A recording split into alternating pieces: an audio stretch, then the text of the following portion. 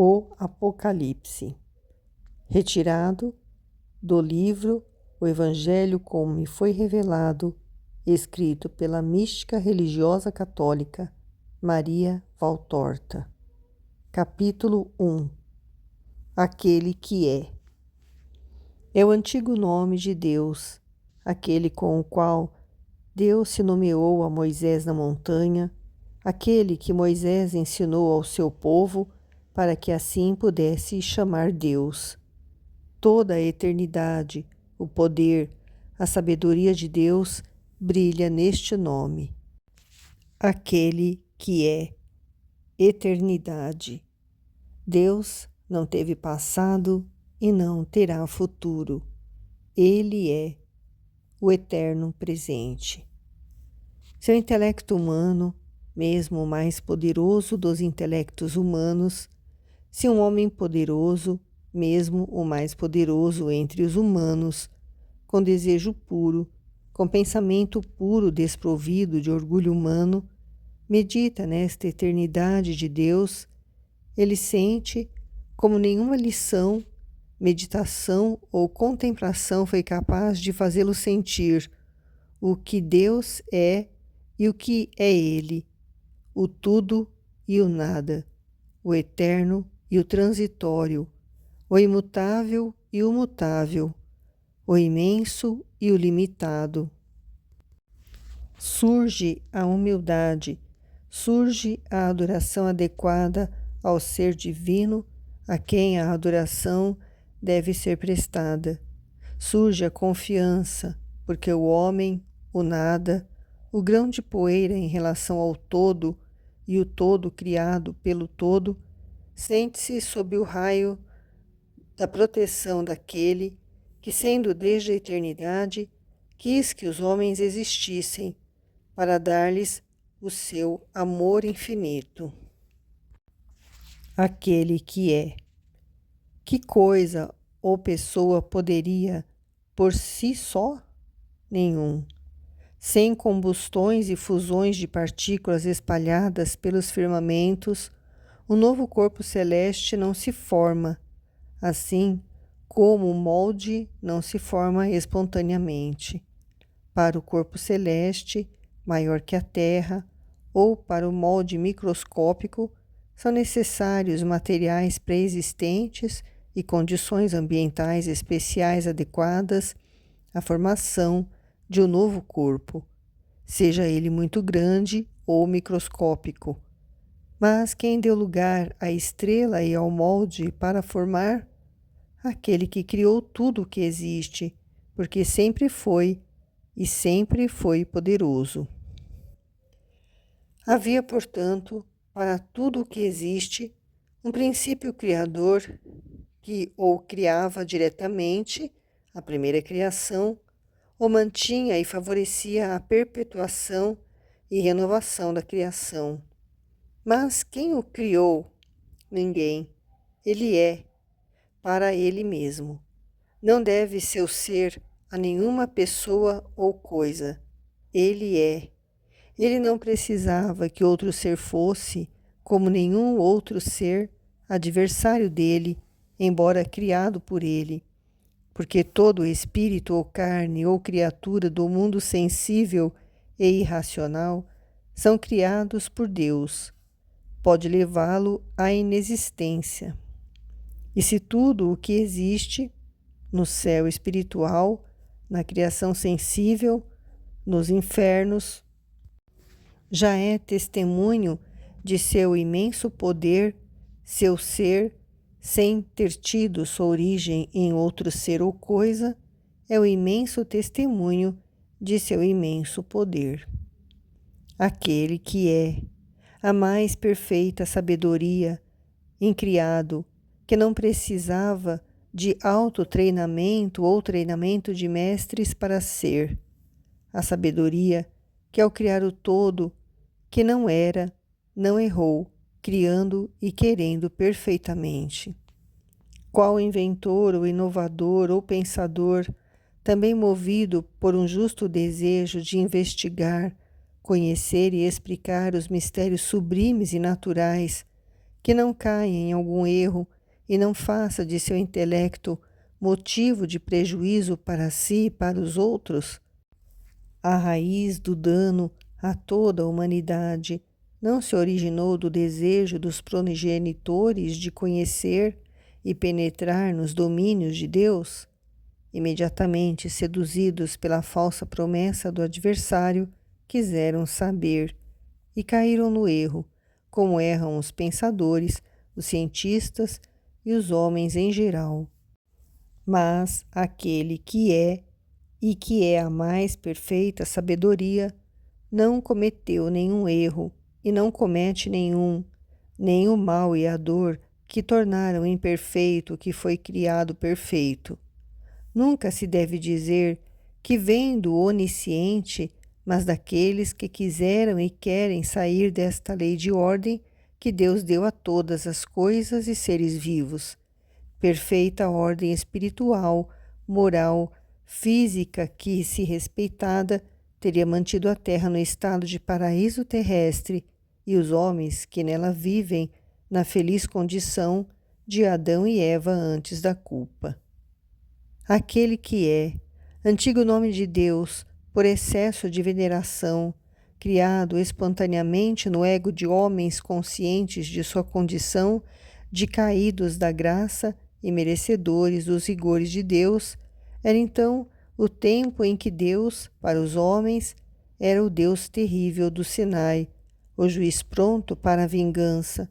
Foi logo substituído pelo outro, Eu Adonai, e isto tanto pela diversidade de pronúncia que se observa em cada nação e em todos os tempos, de religião para religião, como porque é usado muito raramente para uma aplicação muito integral do comando. Não tome em vão o nome do Senhor teu Deus. Provocou uma alteração da primeira pronúncia, Jeové. Mas na Galiléia, onde Emanuel supostamente passou quase toda a sua vida como Deus entre os homens, segundo o seu nome profético de Emanuel, e de onde se mudou para espalhar a boa nova.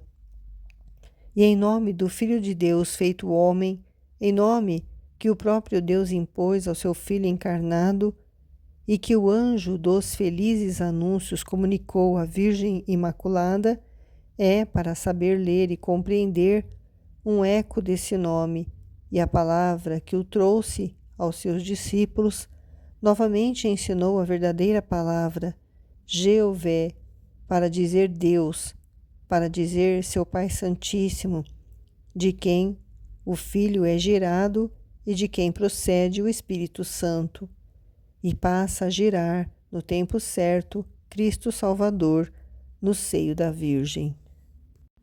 O Filho de Deus e da mulher, Jesus, aquele que, além de ser o Messias prometido e redentor, é o testemunho mais verdadeiro do Pai e da sua vontade, o testemunho da verdade, da caridade, do reino de Deus.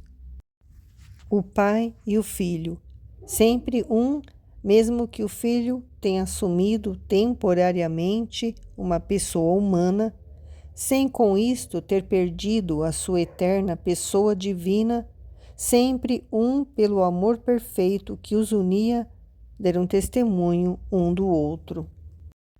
O Pai dá ao Filho, no batismo no Jordão, no Tabor na Transfiguração, ao templo para a última Páscoa, também na presença dos gentios que vieram conhecer Jesus, mas a este tríplice testemunho sensível devem ser acrescentados os testemunhos dos maiores milagres realizados por Cristo quase sempre depois de ter invocado o Pai.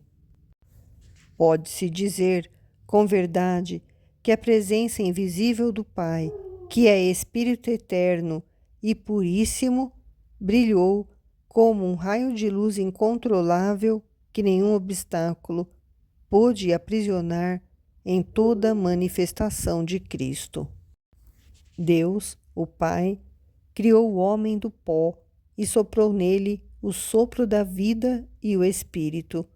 sopro divino e imortal.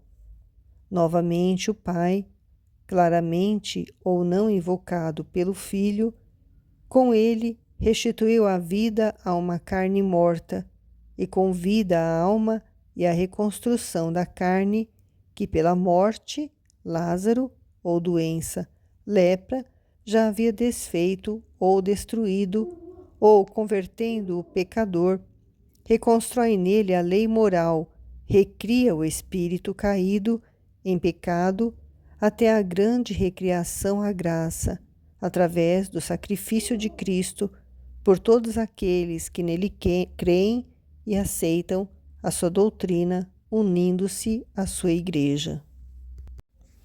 Então o Filho revela o Pai ao mundo que ignora o Pai, e também ao pequeno mundo de Israel, que sem ignorá-lo não conheceu a verdade do amor, da misericórdia e da justiça temperada pela caridade, que é a sua natureza.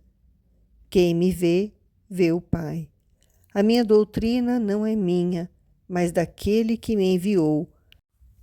Vós não conheceis a verdade de quem me enviou, a sua palavra, mas eu a conheço, porque ele me gerou.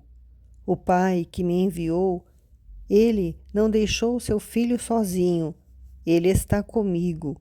O Pai e eu somos uma coisa. E revela o Espírito Santo, amor recíproco, abraço e beijo eterno do Pai e do Filho, Espírito do Espírito de Deus, Espírito de verdade, Espírito de consolação, Espírito de sabedoria, que confirmará os crentes com a fé e os ensinará na sabedoria. Ele, teólogo dos teólogos, luz dos místicos, olho dos contempladores, fogo dos amantes de Deus. Todo o ensinamento e todas as obras de Cristo são testemunho do Pai e revelação do mistério incompreensível da Santíssima Trindade, daquela Santíssima Trindade para a qual foi possível a criação, a redenção, a santificação do homem, daquela Santíssima Trindade para a qual, sem destruir a primeira criação corrompida, poderia haver uma recriação ou nova criação de um casal imaculado, de uma nova Eva e de um novo Adão, um meio para recriar para a graça e, portanto, restabelecer a ordem violada e o objetivo final entre e para os homens que vieram de Adão. Por vontade do Pai, em vista dos méritos do Filho e por obra do Espírito Santo, pôde, da mulher imaculada, nova e fiel Eva, assumir a carne humana do Filho, visto que o Espírito de Deus cobriu a arca desfeita com a sua sombra da mão do homem, e ter o novo Adão, o vencedor, o Redentor, o Rei do reino dos céus, a quem são chamados aqueles que, acolhendo-o com amor, seguindo-o na doutrina, merecem tornar-se filhos de Deus, co-herdeiros do céu. Desde as primeiras palavras do Mestre até as últimas no cenáculo e no sinédrio, no pretório e na Gólgota, e destas até antes da ascensão, Jesus sempre testemunhou do Pai e do reino celestial. O reino de Deus, o reino de Cristo, dois reinos que são um reino, Cristo sendo uma coisa com Deus, e sendo que Deus, a Cristo e para Cristo, deu todas as coisas que por ele foram, depois que o Eterno já as tinha visto todas em seu unigênito, sabedoria infinita, origem como Deus, fim como Deus, causa como Deus homem da criação, da deificação, da redenção do homem. Dois reinos que são um só reino, porque o reino de Cristo em nós nos dá a posse do reino de Deus. E o Cristo, dizendo ao Pai: venha o teu reino, como fundador, como Rei dos reis, como Filho e herdeiro eterno de todos os bens eternos do Pai. Ele os estabelece desde a terra, estabelece-os em nós. Faz do seu reino e do Pai uma só coisa, une-os, unindo-os àquele da terra, como com uma ponte mística, que é então a sua longa cruz de homem entre os homens que não o compreendem e de mártir pelos homens e para o bem dos homens, ao celeste. Dar-lhe o reino de Deus como seu palácio real visível, as leis da Igreja como estatuto deste reino, ele mesmo como rei deste reino, que é seu chefe e eterno pontífice, e como todo rei, ele institui seus ministros, e claramente ele a define como um avanço do reino eterno, e define a Igreja como uma nova Jerusalém terrena, que no final dos tempos será transportada e transformada na Jerusalém celestial. Reino visível através da Igreja, mas também reino invisível, este reino de Deus em nós. Tornou-se semelhante ao seu fundador, que como homem foi e é um rei visível, e como Deus, um rei invisível, porque é um espírito puríssimo, ao qual se dá fé por pura fé, porque o olho humano, nem qualquer outro sentido humano, nunca viu Deus antes que ele estivesse encarnado, nem percebe sensivelmente a primeira e a terceira pessoa, mas as vê nas obras que completam ou estão sendo cumpridas. Reino, portanto, que, como o homem, foi feito à semelhança e imagem de seu fundador, homem verdadeiro e perfeito, e como protótipo visível dos homens como o Pai os criou, contemplando-os em seu Verbo eterno e em seu Verbo encarnado, e Deus verdadeiro e perfeitíssimo, e como tal Espírito puríssimo, invisível em sua natureza espiritual divina, mas vivo, sem possibilidade de começo e fim, sendo o vivo. Assim é o reino de Deus, representado na terra pela Igreja, uma sociedade visível e viva, sem possibilidade de fim, desde que foi constituída pelo vivente. Assim é o reino de Deus em nós, invisível, porque é uma coisa espiritual. Reino que serve e conquista a si mesmo. É servido na terra e conquistado além da terra, em todas as vicissitudes da vida cotidiana. Todo ano, todo mês, dia, hora e minuto, do uso da razão até a morte, o sujeito serve a Deus fazendo sua vontade, obedecendo a sua lei, vivendo como filho, e não como inimigo ou bruto que elege por sua vida o pequeno e transitório prazer animal de viver de modo a merecer a alegria celestial. Cada ano, mês, dia, hora e minuto é um meio de conquistar o reino celestial. O meu reino não é deste mundo. A verdade encarnada repetidamente afirmou aos seus eleitos, aos seus amigos, aos seus fiéis e também aos que o rejeitaram e o odiaram por medo de perder o seu mesquinho poder. Cristo testemunhou quando, percebendo que queriam fazê-lo rei, fugiu sozinho para a montanha. O meu reino não é deste mundo, respondeu Cristo a Pilatos, que o questionou. O meu reino não é deste mundo, disse mais uma vez ao extremo aos seus apóstolos antes de ascender e no momento de sua reconstrução, ainda humanamente esperada por seus eleitos, respondeu: só o Pai sabe o tempo e o momento, ele o reservou em seu poder.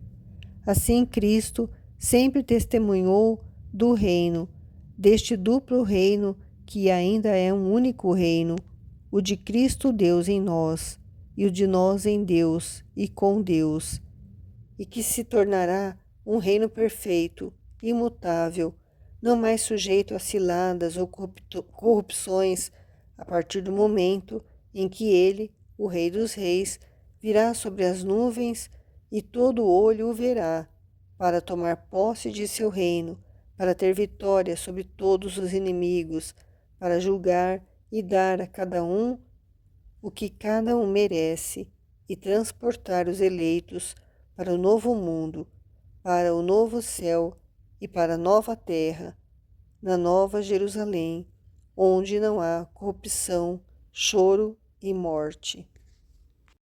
E para testemunhar, por meios mais fortes que palavras, que ele é o Rei visível do reino de Deus, isto é, de um reino onde a caridade, a justiça e o poder se exercem de formas sobrenaturais, ele fez coisas que nenhum rei tão poderoso pode fazer, libertando os membros e as consciências atadas por doenças, possessões ou pecados graves, dominando as próprias forças da natureza e dos elementos, e também os homens, quando lhe convinha, e também vencendo a morte, filha de Jairo, filho da viúva de Naim, Lázaro, sempre usando uma caridade e justiça perfeita e implacável, e ensinando com uma sabedoria que tinha ensinamento para cada caso material, moral ou espiritual, tanto que até seus inimigos tiveram que confessar: ninguém já falou como ele fala. Aos que decretaram: não queremos que ele reine, ele responde com fatos milagrosos sobre os quais a vontade dos homens não pode exercer nenhum poder. Com a sua ressurreição e a sua ascensão responde, mostrando assim que se eles puderam matá-lo, foi porque ele o permitiu, como fim de amor infinito, mas que ele é rei de um reino onde o poder é infinito, porque ele pode dar a si mesmo a vida e ascender a si mesmo, mesmo como homem, de carne verdadeira, para o céu, para seu Pai. Enquanto espera poder conceder aos seus eleitos o reino celestial, ele lhes dá a paz que é, com a caridade, a aura do seu reino celeste, a paz que emana dele, daquele que é aquele que é, e que é o príncipe da paz, e que, para dar aos homens a paz da reconciliação com Deus, veio à terra para assumir aquele que é o ser eterno, carne, sangue e alma, para uni-los hipostaticamente à sua divindade, para cumprir o sacrifício perfeito que apaziguou o Pai. Perfeito, porque a vítima imolada para apagar o pecado da humanidade e a ofensa por ela feita a Deus, seu Criador, era carne verdadeira para ser imolada, e carne inocente e pura, mas também era Deus verdadeiro. Portanto, seu sacrifício foi perfeito, adequado e suficiente para lavar a mancha e restaurar a graça, e para nos tornar cidadãos do reino de Deus e servos não da escravidão, mas de um sacerdócio espiritual que respeita e adora a Deus e trabalha porque o seu reino se estende e almas vão para a luz e para a vida, para aquela vida imortal, também através da carne ressurreta dos justos que ele nos testemunhou, pode ser uma coisa verdadeira com sua ressurreição depois de ter sido feito morto. Ele o vivo, tornando-se assim o primogênito entre os mortos, daqueles que no último dia reassumirão a carne da qual se despojaram por milênios, séculos ou anos, para gozar também com ela, objeto de prova, luta e mérito na terra, a alegria inexprimível de conhecer a Deus e suas perfeições. Próximo trecho: primogênito dentre os mortos.